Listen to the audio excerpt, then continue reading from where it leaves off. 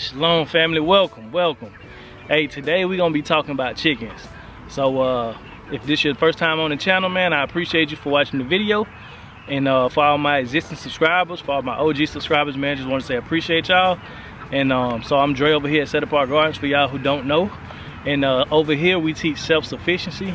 We're focused on teaching black people. We're focused on teaching young people. You know, we're focused on teaching minority people how to get back to the land and how to become self-sufficient. So that's what we're gonna talk about, and we're gonna talk about chickens today. So I hope y'all enjoy the video.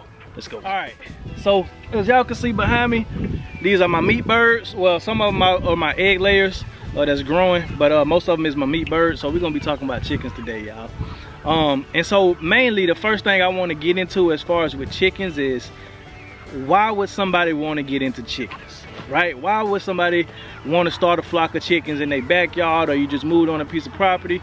Why? And to answer that question, I'm gonna talk about why me and my wife and my family got into chickens. So prior to moving here on our land, we live on about 5.5, 6 acres. And prior to moving here, we lived in a suburban, you know, neighborhood pretty much. And I had always wanted to, you know, get into farming and stuff like that and livestock. And I actually had chickens growing up. In my teenage years, you know, I would go to the feed store and buy chickens and stuff with my grandmother, and I would raise them up. But it wasn't nothing really serious as far as raising them for a specific purpose. It was just that I found them intriguing. But anyways, the reason why we got into chickens is because around the time we moved into our first home, where we were living in a suburban area, we were living in a nice neighborhood in Virginia. And around this time, COVID, you know, had started happening, you know what I'm saying, and the pandemic and stuff like that. And actually it was right before the pandemic. But me personally, I kind of in my spirit felt like, you know, something is going to, you know, happen soon. It's a lot of uncertainty in the world. And so I was like, you know what, I want to start in chickens. And I made it a point when we bought that house to have a big enough backyard to, you know, do something that I wanted to do in the backyard. And we had close to an acre there. And so, you know, I said, hey, let's get chickens, you know. And we bought our first, I want to say we bought maybe like 6 or 7 chickens, you know, babies. And, you know, I built the coop and everything like that in the backyard, or I built the run, and we just raised them. And we seen that it wasn't nothing that was too extraordinarily hard. It was actually fairly simple, pretty much. And so, you know, we raised those chickens and we were successful, and I actually butchered those chickens. And I saw like, okay, this is something that I can get used to. And then you know, as time went on, you know, we just became obsessed with chickens. We became obsessed with chickens, no way around it. We started getting to know the different breeds, the different purposes, which I'm gonna talk about today, and things like that. And we just started raising chickens from there. And then we got to the point where we said, well, you know, let's get some laying hens.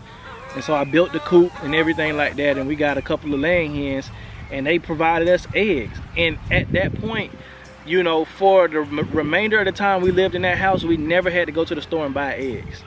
And that was a beautiful thing, you know, as far as when we got chickens. And that's a reason why a lot of people will want to get chickens, is because, you know, you want to get your fresh eggs every day, or you want to have a meat source. So that's really like why I would see people wanting to get chickens, and especially why I wanted to get chickens, because I mean, it's essentially, you know, fresh food, and you're raising something on your own, and you're doing it humanely. You see what I'm saying? Because when we go to the grocery store and we just pick up, you know, this package of chicken, or we pick up this carton of eggs, we don't know what farm it was raised on, for the most part. We don't know what farm it was raised on. We don't know what breed of chicken it came from. We don't know, you know what I'm saying, the slaughtering process. We don't know what it was fed, what it was injected with, how long it's been sitting on the shelf. We don't know those questions.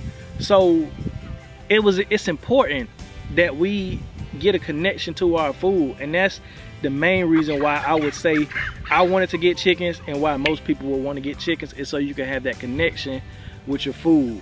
You see what I'm saying? And you can do something that's humane. All right, so after you get the why out of the way, that's really the first step, is the why.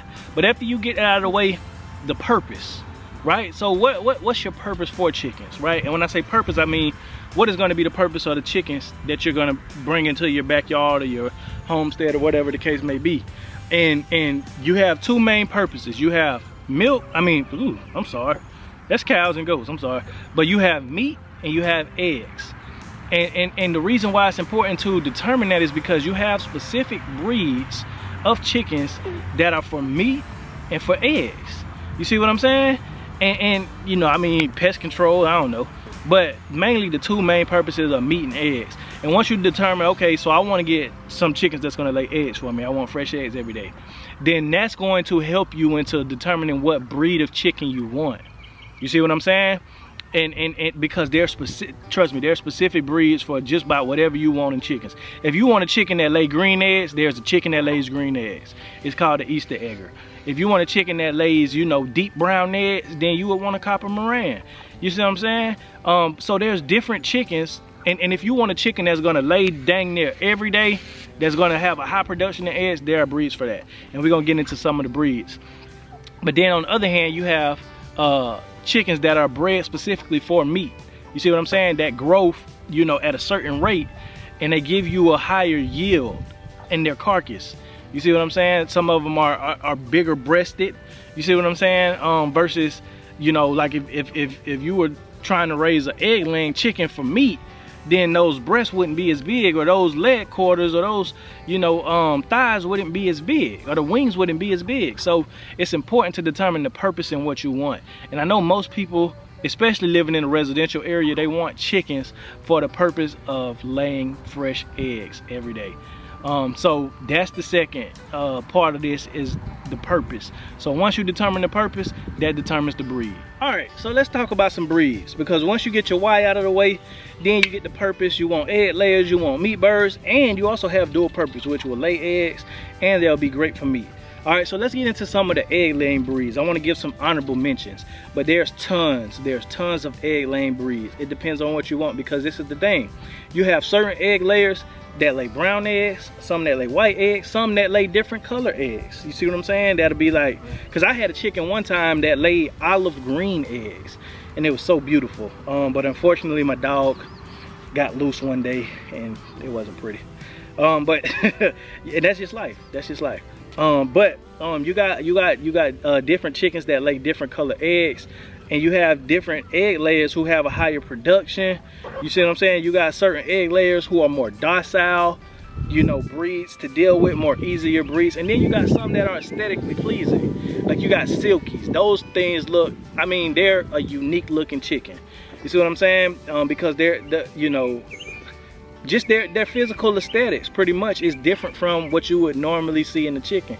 And then, you know, some people just, oh, they want, you know, brown chickens, or they want white chickens, or they want a certain look, or they want, you know, that pretty color on them, or whatever the case may be. So, you know, we can go down the rabbit hole with all that stuff, but the purpose is I want to give some honorable mentions as far as for good egg layers for beginners to look into, that can really help you on your, you know, on your journey and starting your first flock. So I got about 5 or 6 honorable mentions. So first you have Buff Orpingtons. And Buff Orpingtons are very, very good egg layers. And I'm gonna tell you another thing. Buff Orpingtons, they can be broody. They can be more broody than other breeds. And all that basically means is that, you know, they have that instinct to want to sit on the eggs, even if the eggs are not fertilized. You know, even if there's not going to be any chicks hatching from those eggs, they can, you know, they'll have that tendency to want to sit on those eggs and be broody. But they lay a lot of eggs. They have a high egg production.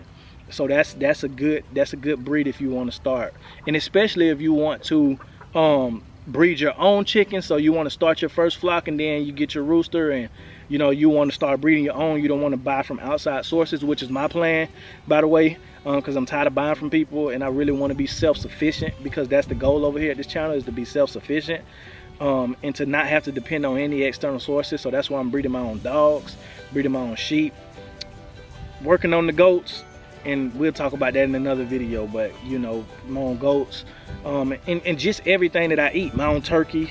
You see what I'm saying? Everything that I eat, that my family consumes, you know, with our vegetables right here, we're gonna save seed from these corn, from these plants of corn and stuff like that, and plant them next year.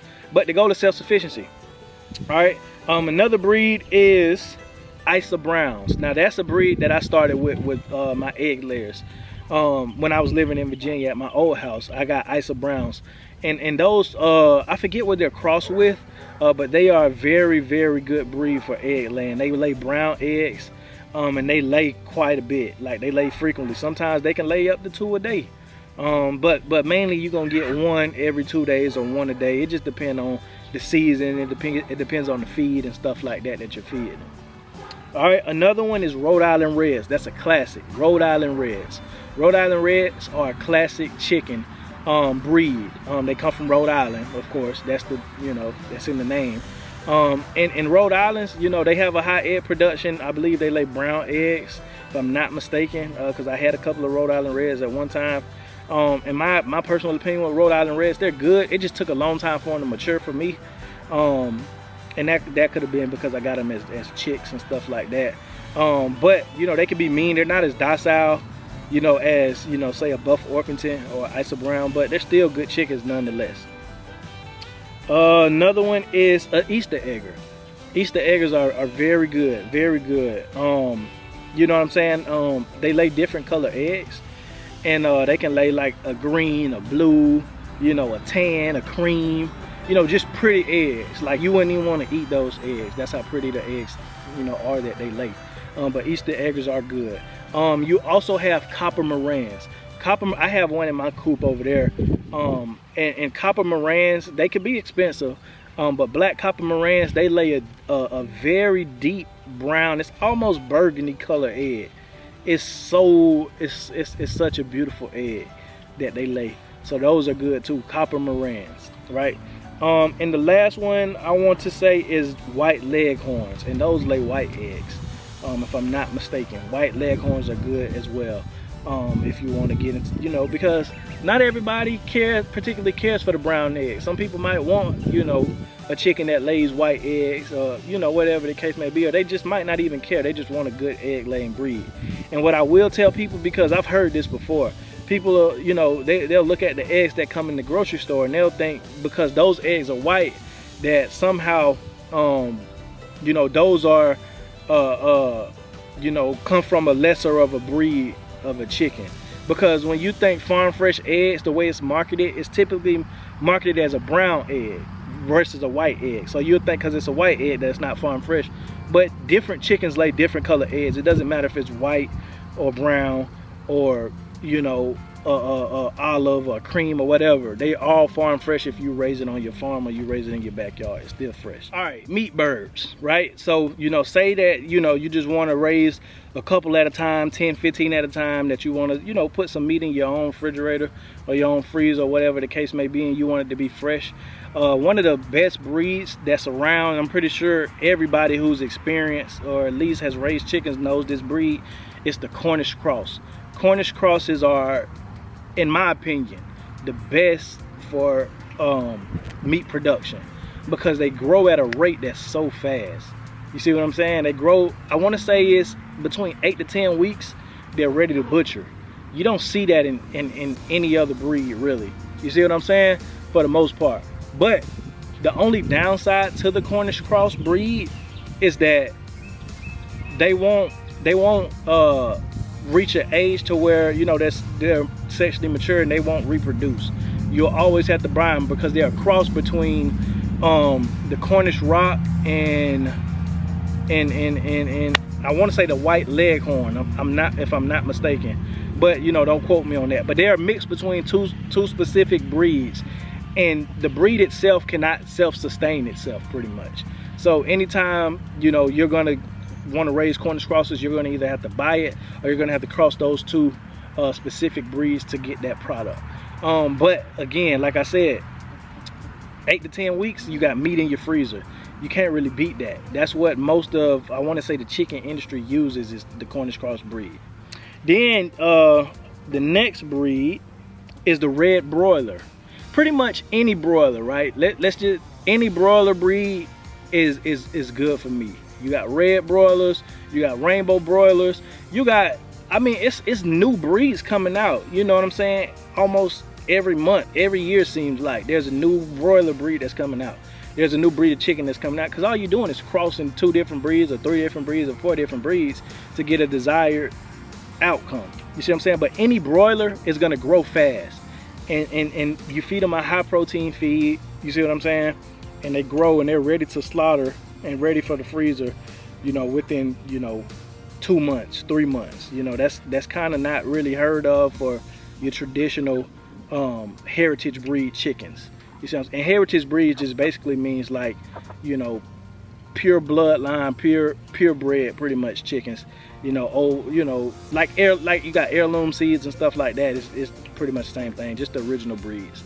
And then the last one I want to say is the red rangers. Red rangers, it's another broiler.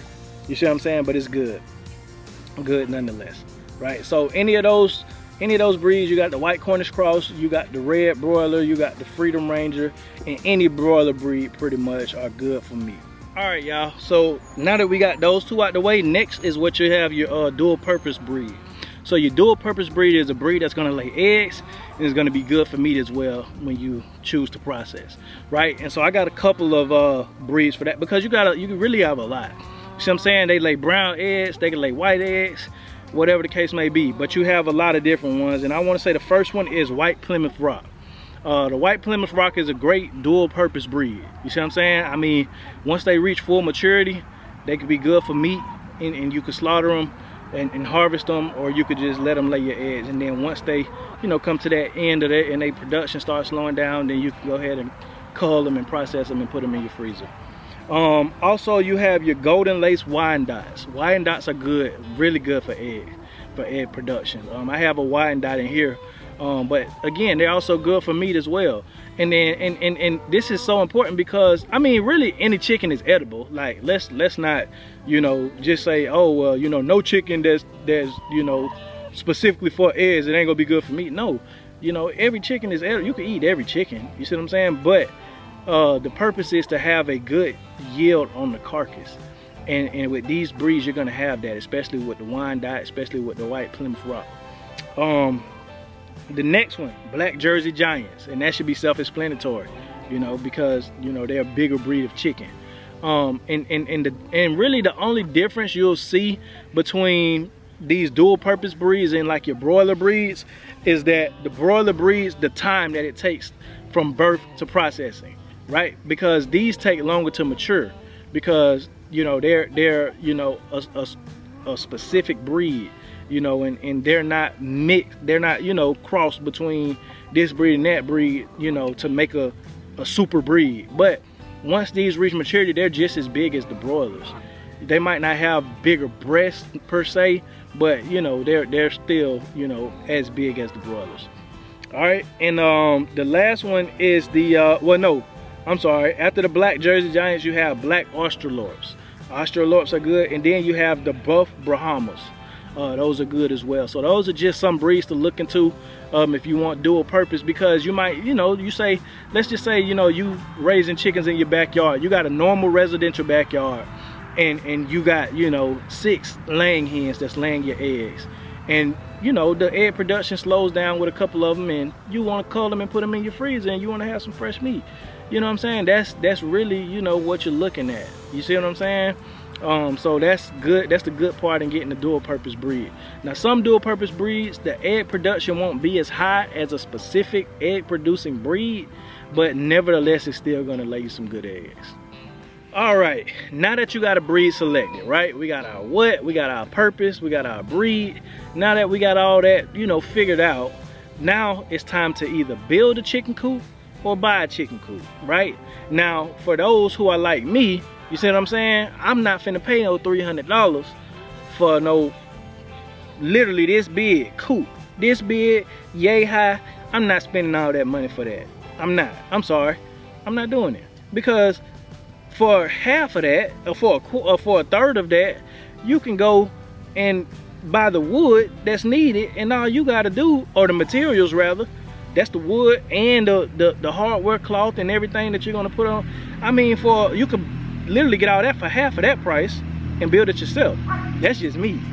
But for convenience sake, I understand why people do it. You see what I'm saying? There's nothing wrong with it. But you either need to build you a coop or buy you a coop. I would suggest building a coop, for the simple fact of you can build it to your specific liking.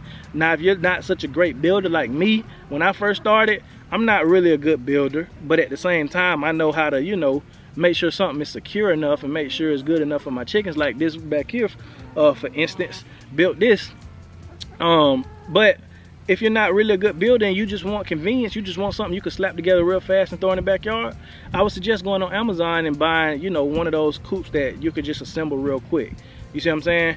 And I know even a lot of times on Craigslist, on Marketplace, people will be selling, you know, chicken coops that they don't use anymore and things like that, and they'll be selling it at a cheaper rate. You can find them at a much cheaper rate than what you'll buy it for brand new. And the good thing about those is that it comes with everything you need. It'll come with you know, your roosting bar, to come with your, you know, your egg laying boxes, and it'll come with, you know, a little built-in run, and then also the you know, the shelter for the chicken. So it'll come with all of that. And you know, that's just, if that's what you want to do, that's what you want to do. But the purpose is you need to get something that can house your chickens and secure them and keep predators out.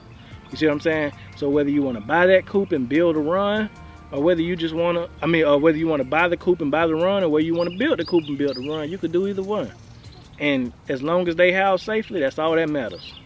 Now, with that being said, let's talk about a couple of things that a chicken coop needs, right? It's just a few, but the main one is it needs a barrier for security from outside predators, right? So hardware cloth, I usually buy the mesh hardware cloth, because you could do chicken wire, but chicken wire, I'm gonna just be honest with you, a fox can break through that, a dog can break through that, raccoon might be able to break through that. It's not really secure like that. Now, I mean, if you got a, you know, a tall fence in your backyard and you really don't have a lot of problems with predators, then hey, you know, if that works for you, that whatever floats your boat. But say like me, I live in the country, right? And I live off dirt roads. You see what I'm saying? I be having stray dogs around here. Like I done had to kill 2 of them before. That video is right here. But I done had to kill, you know, stray dogs before that got into my sheep pen. I've had to deal with predators killing my chickens, like raccoons, like foxes. You know, at one time when I first started raising chickens at my old house, man, I lie to you not. Me and my wife, we had about 30 chickens, right? And we was wild. I ain't gonna lie, we was wild. We were just buying them because, you know, we got excited. You know, who don't get excited? But anywho, you know what I'm saying? We had about 30 chickens. And every day I go back there to feed them, one to be gone. And, you know, I didn't notice it at first until I started counting. Like, I remember seeing this chicken and that and this. Man, where these chickens going? And it got down to about, I want to say about 15 before we realized it was a predator that was getting to our chickens.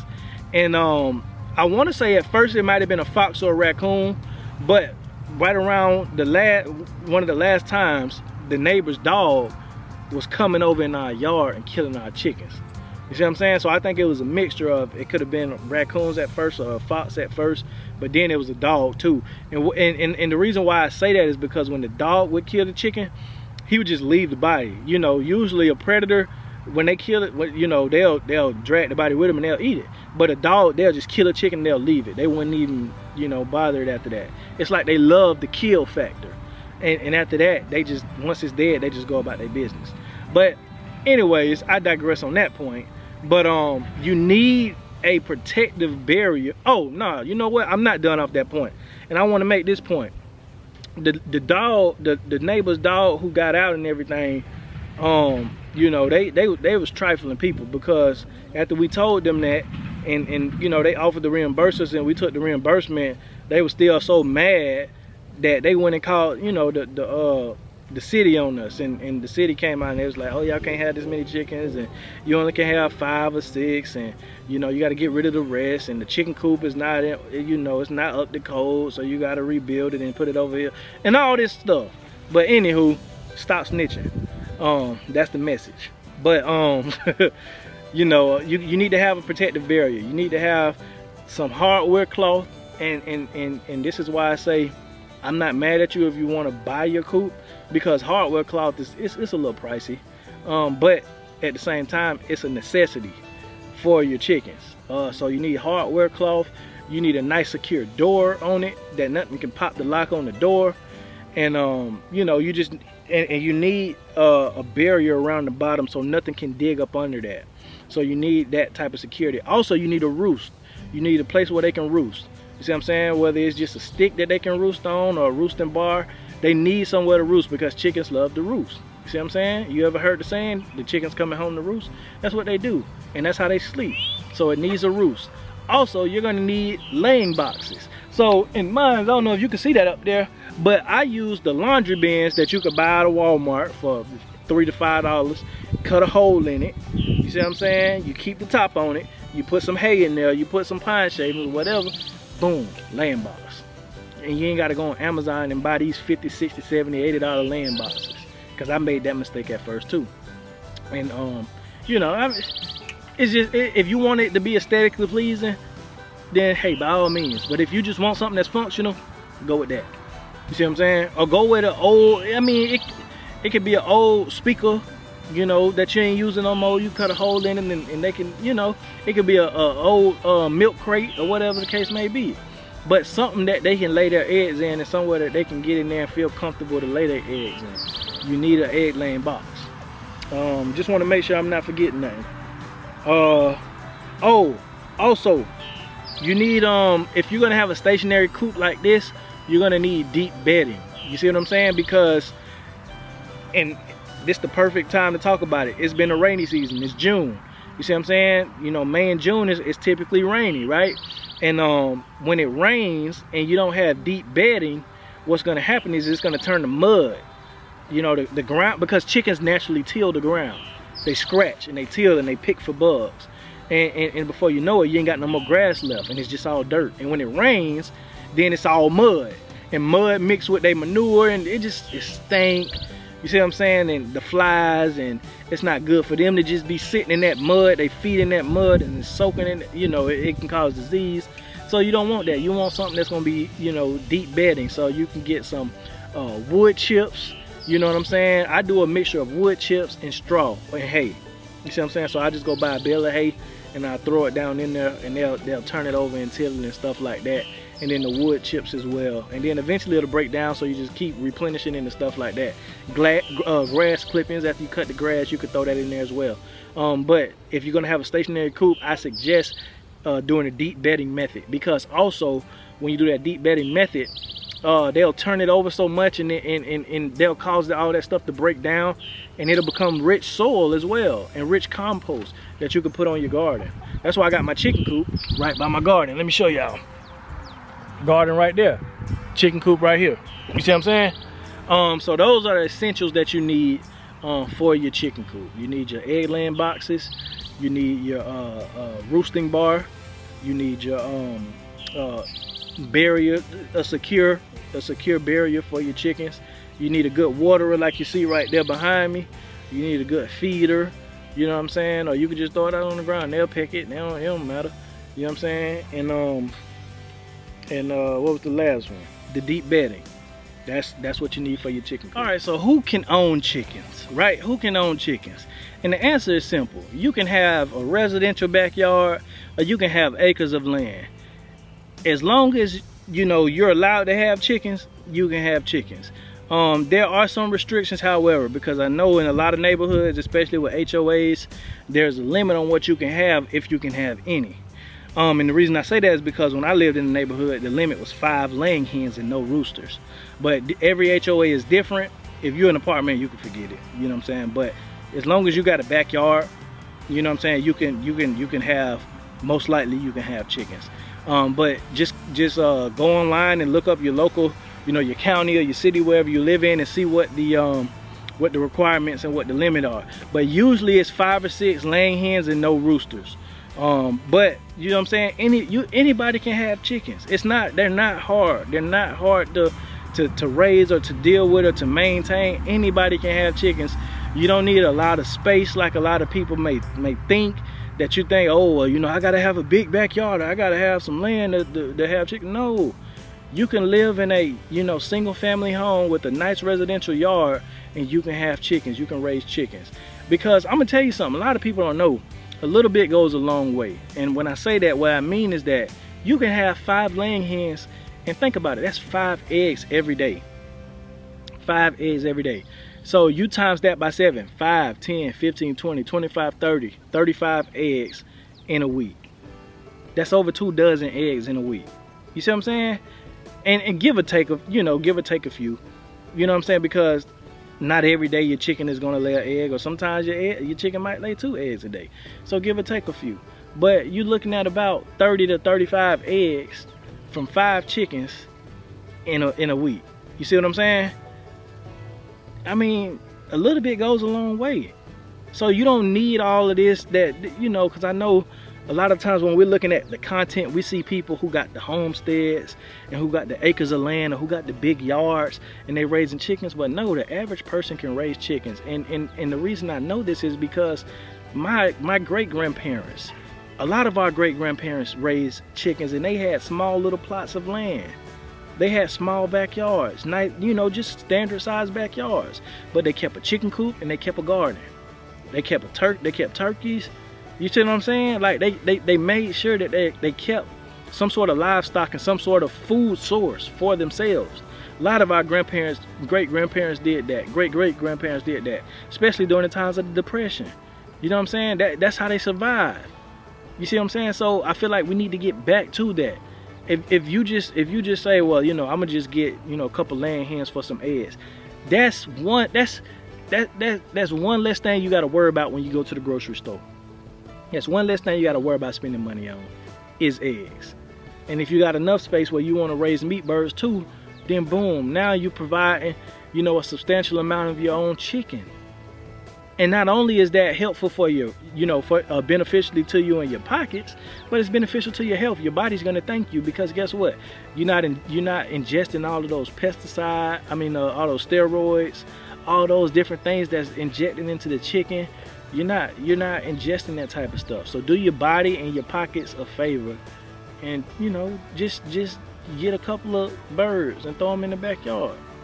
Now, when it comes to feeding chickens, and that's another misconception, that it may cost you a lot of money to feed chickens, but chickens are relatively cheap to feed. Especially okay, because all right, and this goes back to the purpose, right? Now, meat birds, they're going to be more expensive to feed for a shorter amount of time though, because you want to make sure they have a specific high protein feed, so that way they're growing as big as they need to grow. You see what I'm saying? So with the meat birds, you might spend a little more. You know what I'm saying? For a 50-pound bag of high protein feed, you're gonna be paying about 25, 30 bucks, right? And for the course of their lifespan, you're gonna need about 5 of those, maybe. You're gonna need about 5 of those in the course of 8 to 10 weeks. You see what I'm saying? And if you want to go longer, you can go longer, but that's just up to you.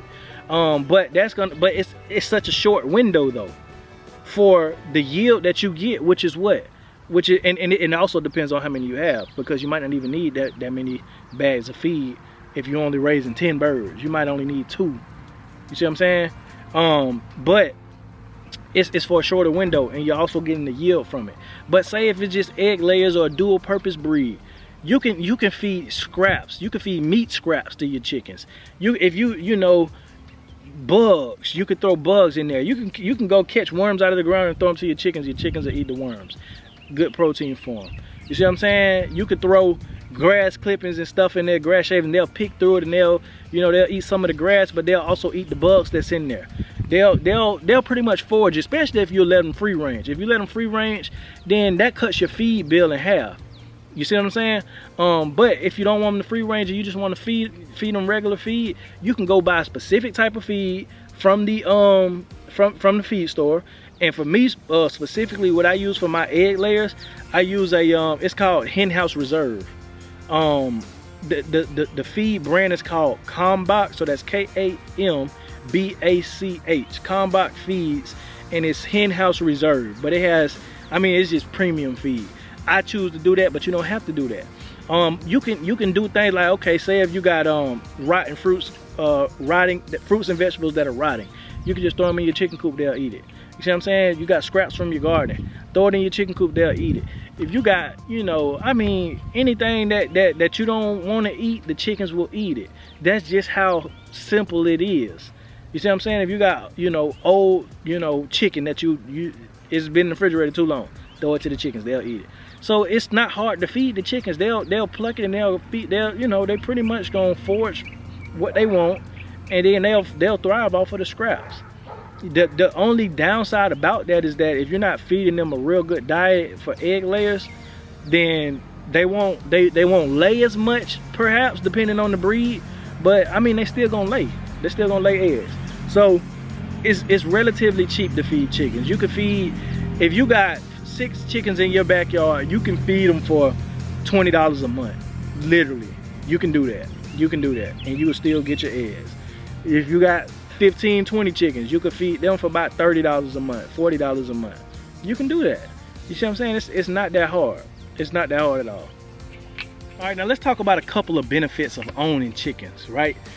Because there is a lot of benefits, but this is just a few that I could think of off the top of my head. So the first benefit of owning chickens is that, of course, they're gonna provide fresh eggs and meat. So not only is that good for your pockets, but again, it's good for your health. You see what I'm saying? It don't get better than that, especially when you know where your food coming from. You getting that connection with your food. The next reason, or the next benefit, is that they very low maintenance. Again, like when you have other livestock, like I got sheep, I got goats, I got dogs, you know what I'm saying? I got turkeys, you know what I'm saying? I want to get into cows and all that type of stuff. But when you have other livestock, you realize like it's a lot more maintenance when it comes to like your sheep and your goats, because you got to deworm them, you got to trim their hooves, you got to you know, just if they go into labor and they giving birth, you know, you got to make sure that they have a safe delivery. You know, it's a lot that goes into it. But with chickens, literally they'll do their own thing. They don't require a lot. Like you can feed chickens once a day and they'll be good.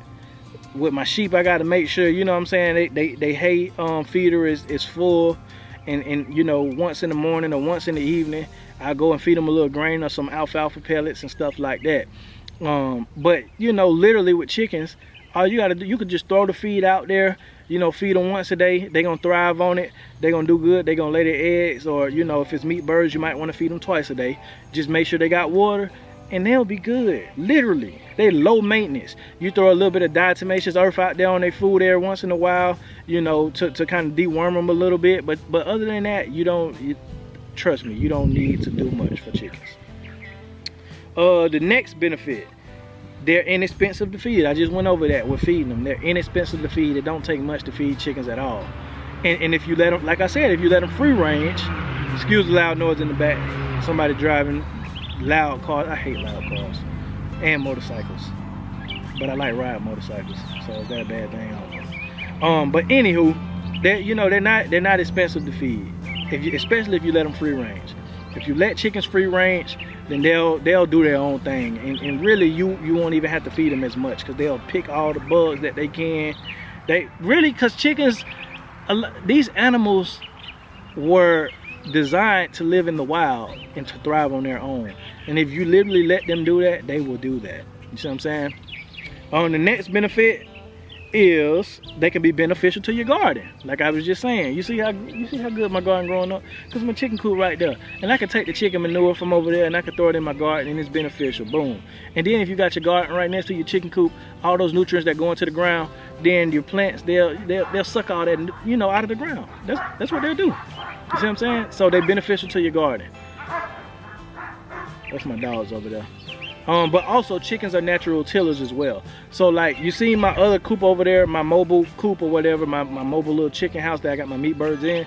Literally, you know, when you let them sit over a patch of grass, you know, let's say for a couple of days to a week, they're gonna till that grass, they're gonna eat that grass, and they're gonna fertilize that ground. So by the time you take them off of that patch of grass, you got a plot of dirt that you can plant anything in and it'll thrive, because it's been tilled and it's been fertilized. All right, the next benefit, you can keep them in a small space. You can keep, like I just said, you can have a residential backyard or you can have acres of land. It don't really matter. It don't take much for a chicken. The average chicken only needs about 4 square feet, you know, per chicken. That's all they need per chicken. And really, I mean, you just use common sense, eyeball it. You know what I'm saying? Like, I know we got these, you know, specific numbers, and oh, you know, you want to make sure each chicken has 4 square feet. Man, just use common sense. Just make sure they ain't packed up in there. That's it. Make sure they got space to roam around and till and do all that good stuff, and they'll be all right. Trust me. It's not that deep. It's not that deep. I'm not a scientific guy. I'm not an analytical guy. I'm not a guy that's a stickler for measurements. I just eyeball stuff. I mean, hey, sorry but not sorry. All right, how do you buy chickens? How do you buy chickens? Because once you got all that figured out, you done did your research, you done figured out your why, you done figured out the breed you want, the purpose and what you want your breed for and what breed you want. You already starting to, you know, get your chicken coop and all that type of stuff and all that. And now we need to know how to get the chickens, right? All right, so I got you. But the first and the most common way that you can buy chickens is that you can go to any of your feed stores, your local feed stores, any feed and seed store. Between the spring and the summer, that's most likely when they're gonna have them. Mainly is between, you know, the spring and the summer seasons. You can go to any feed store, any Tractor Supply, and they're gonna have chickens in there. And you can get them from there, but they're only gonna have specific breeds, and they're gonna have a limited amount of breeds. And they're gonna have a limited amount of birds as well, because they get shipments in. But literally for the most part, you can go to any feed store. Also, you can go on Craigslist. Go on Craigslist, look in your area for sale, chickens, chicks, laying hens, turkeys, whatever. You can go in there, right? You and you can find local farms or local homesteads who are breeding their own, they selling their own chicks. You see what I'm saying? You can buy fertilized eggs if you want to get an incubator, but you know, that's too deep right now. We talk to beginners, right? But any feed store, including Tractor Supply, go in there, and they usually have it set up, and you can see where the chickens at. And usually, I want to say the minimum is like 4 or something like that, and you go in there and you buy your chickens. Also, you can buy them offline, right? Thanks to the digital age, right? We have different hatcheries that are online, and there's 2 hatcheries that I want to highlight specifically that I buy from myself, and that I've been buying from for a minute. And the first one is McMurray Hatchery. That's McMurray Hatchery. I'll leave the links to them in the description below. You can go to McMurray Hatchery and you can buy chickens offline. And the second one is Meyer Hatchery, and that is Meyer Hatchery. I'll leave the link down below. But McMurray Hatchery and Meyer Hatchery, they're very good, very great customer service. And they have a lot of breeds to sort from. They not only sell chickens, they sell other birds, they sell other poultry like ducks, turkeys, man, any type of poultry you want, you can go in there and buy it. But the good thing about that is that you can go in there, you can browse for what you want, and they'll tell you, okay, this specific breed lays this egg and this and that, and this is the time from birth to maturity till they'll start laying eggs. And you can just go in there and you can create your flock online. You can say, okay, well, I want 3 of these barred rocks, and I want 2 of these leghorns, and I want 1 of these Wyandottes, and I want 1 of these Easter eggers, and you could just put it together, and they'll ship it to you. They'll ship it to your local post office, and once those chicks get to your local post office, they're gonna call you and say, hey, Mr. Wilson, we got your chicks here and they loud. Can you please come get them? And then I say, okay, I'll be right there, and then I go ask my boss, hey, can I go to the post office real quick? And he's like, yeah, go ahead. And that's what I do. And I go pick my chicks up, and I bring them home, and I put them in the incubator. I mean, not my incubator, but my brooder, and wait till they, you know, get of age till they can come out to the pasture. All right, I know that was a little spill, but hey, it is what it is. But yeah, so that's what you'll do. You can go online to those 2 websites, Meyer Hatchery or McMurray Hatchery, and you can buy your chickens offline. Just like we buy everything offline with Amazon. It's a click of a button, and boom, you got baby chicks to your doorstep. All right, so I know that was a lot for you, especially for beginners, but really, y'all, that was just barely scratching the surface. It's a lot more. And if you have any questions, you know, leave them in the comment section. I'll get to them. I might make another video. I might make a part 2 for beginners, intermediate, whatever the case may be. But I know that was a lot, but I hope you learned something, because with all the things going on in the world, with all the uncertainty, please do yourself a favor that will extremely benefit you and your family, and get some chickens. Just get 6, 5 of them. You see what I'm saying? In your backyard. Start raising a flock and do yourself a favor, because guess what? We living in uncertain times. We never know what could happen at any moment. And at any moment, you could be forced to provide your own food for your own self. And you will literally have to be self-sufficient, because the grid could have went down, or war, or whatever the case may be. You just never know what can happen in the future, right? And I know y'all seeing what I'm seeing. You know what I'm saying? So I'm not crazy. But even if none of that stuff does happen, you're still doing yourself a favor by learning a survival skill and a skill in self-sufficiency, right? And that's the goal. You want to be self-sufficient because guess what? He who has the power to feed you has the power to starve you. You see what I'm saying? And you don't want to let nobody have that type of power over you and your essential needs, because that could be toxic and dangerous, right? So with that being said, I hope you guys learned a lot. If you haven't already, man, please hit that subscribe button. Please like the video, support the channel, man. I appreciate y'all, like really, truly. I appreciate y'all, and I'm trying to make this my full-time, you know, job. I'm trying to, you know, pump as much content out as I can to y'all. So please do me a favor and support the channel. You know what I'm saying? A simple like that'll trigger the algorithm. Simple share that you feel like somebody could benefit from watching this video and they can learn something. You see what I'm saying? But yeah, just leave a comment below if you have any questions. If you're experienced and you're seasoned in raising chickens, leave a comment below to give some of the, you know, beginners a glimpse into what it can look like and stuff like that. But yeah, that's all I got for y'all, man. I hope y'all enjoyed the video, and I just pray peace over you. And with that, I want to say, if you get somebody the power to feed you, give them the power to starve you. So do yourself a favor, get some chickens. Moms over Baghdad really ain't that bad. Little wiretap, yes. Little dodge in the IRS. Little haven from the tax man.